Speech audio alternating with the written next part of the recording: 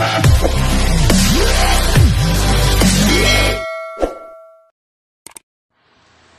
po sa MYT Vlog.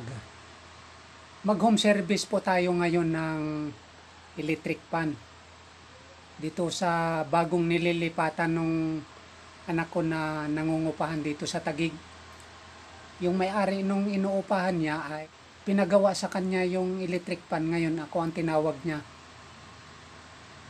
Ito yung electric pan na ipapagawa niya. Ito. Yan. Ang pangalan ng electric pan ay standard wall pan. Ang sira niya ay yung kulang lang ng langis at saka yung kapasitor niya ay lobo na.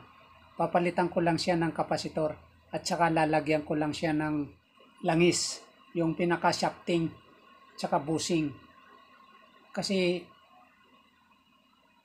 umaandar at umuugong naman siya. Okay yung winding. Yan. Ito yun. Ito yung bagong nililipatan ng anak ko dito sa Taguig. Nangungupahan sila rito.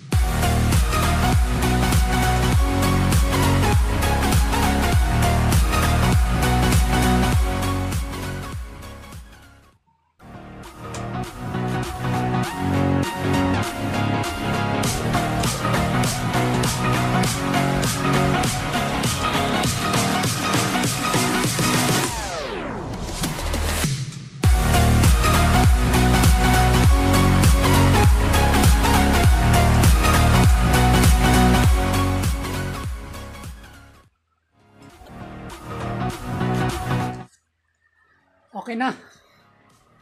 Umandar na yung electric fan. Na-assemble ko na. Alam nyo ba kung ano ang magkano yung bayad nito? Hindi ko na siya siningil, kaya lang hindi ko na siningil yung may-ari. Kaya lang binigyan niya ako ng automatic washing machine. Yung paglabas nung washing machine, yung nilaban mo ay tuyo na, kaya lang sira. Binaklas ko tapos bininta ko sa junk shop.